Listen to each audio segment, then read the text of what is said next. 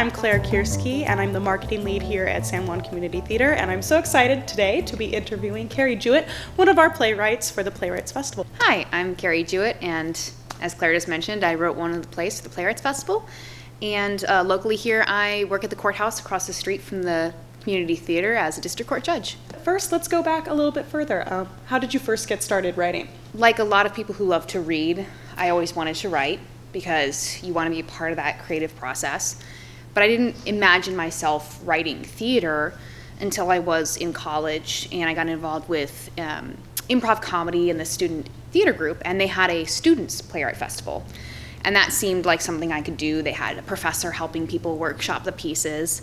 And then I didn't do any more theater writing until I came to the island and saw the local Playwrights Festival, and a 10-minute play seemed like something I could write. Yep. I could write 10 minutes worth of something that people would maybe want to watch. So I signed up for the Playwrights Festival at that time. I think that would have been in 2016 probably. And it was just such fun. It was really amazing to get to be able to work with other writers and to also then see your written work on stage. And so I've always participated in the Playwrights Festival since then, and I really enjoyed it. Okay, so you're not a newcomer then to the Playwrights Festival. You've written some pieces before. Yeah, not to the Playwrights Festival. I've written 10-minute plays. I've never written a full-length play, staged play. Okay. So I'm still an amateur. But some of the people who do write for the Playwrights Festival have written professionally, which is really fun to get to work with people who have that kind of experience. Oh, totally. That's really cool. What inspired you first to, kind of get involved with the Playwrights Festival, both the first time that you did it, and was there anything different going into it this time, with the uncertainty about the pandemic and, the show being outdoors or anything like that? Yeah, I think the first time it just seemed really exciting to have a built-in audience for something that you write.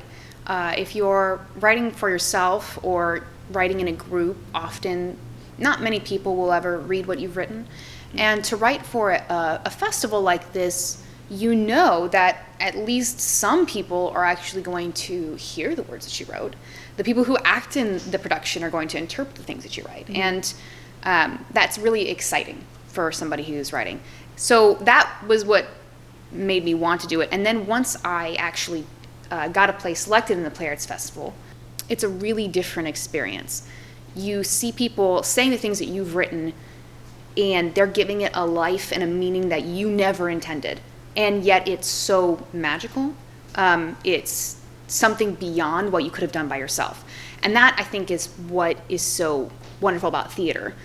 So every year, that's sort of the magic that I'm chasing, is that you put something out into the world, and then a director takes it, and they have their own vision.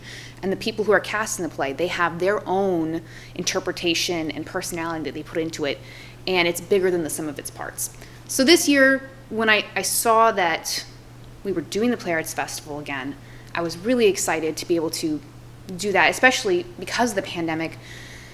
That kind of collaboration, being a part of something, has been missing, I think, for a lot of people. And that sense of community, of creating something together is really exciting. So I knew that it would be monologues, or that it would be very few actors on stage when we first were given the rules for this year's Playwrights Festival. But we didn't know what the production would look like. We thought at that time it would be outdoors. We wouldn't have any room for props on the sides of the stage. There would be nowhere to hide them. And now we know it's going to be in the Whittier Theater, which is this beautiful space, and there's wings for days. You could have as many props as you like stashed backstage. So I think in some ways it was good, because I wanted to write a piece that was minimalist in terms of set, that could take place anywhere, that wasn't connected to a specific location necessarily. And so my piece is about a woman who is having a conversation over the telephone and trying to convince a customer sales representative of her position. And my thinking in that was that the locations aren't really important. It's about that conversation and the relationship between the characters. And that, to me, I'm really excited that I was able to do a piece that has two people in it, because the dialogue and the connection between the characters is, again, to me, part of that conversation. But even with a monologue, again, with theater, that one actor is having a conversation with the audience, and they're having that collaborative relationship with their audience, and that's really exciting too. I'm really excited to see the other pieces. Totally. And speaking of collaboration, who are the actors that you're working with and the director, and what are you excited about to work with them? I actually don't know who's been cast yet. Okay. But the director is Jan Zurcher, and she's a wonderful writer who, one of those writers I spoke of, who has written professionally for television and has a lot of experience, and experience directing as well. And she's been involved in the Playwrights Festival. She and her husband, Jim Zurcher, both have been long-time participants in the Playwrights Festival. And so I'm really excited to see Jan's vision for it. And actually, when she received my script, she had a question about the last few lines and a suggestion, and it was perfect. I was like, yes, that's what I needed to button this up. So that's, I think it's going to be a wonderful production from Jan. Good. Have you ever worked with Jan before, or is this a new partnership? Yes, not in these exact roles, but we've been in shows together. We've been actors together in Beauty and the Beast. We've been in other productions where Jan was the assistant director, and I was a performer. We've had many different roles within various productions in the theater, and she's always a delight to work with. So you do both sides then? You do behind the scenes and you act in front on the stage. What's the difference between being up on stage and doing a piece and then seeing someone else do a piece that you wrote?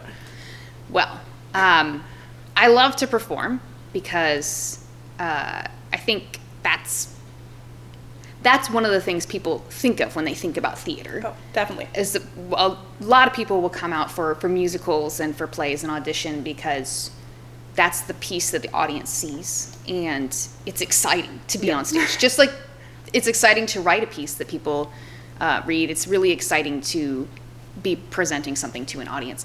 But it is really different being behind the scenes, and it gives you a better appreciation, I think, for the whole of theater when you can do behind the scenes work.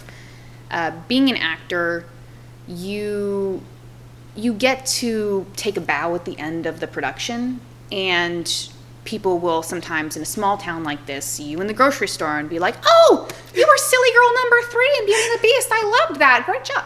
And that's fun. That's really fun and ego flattering.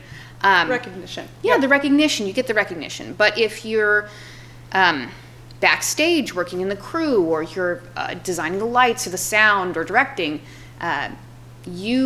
your job is to be unseen. Your job is to do your job so well that people don't think about the fact that there's somebody behind the curtain manipulating their experience.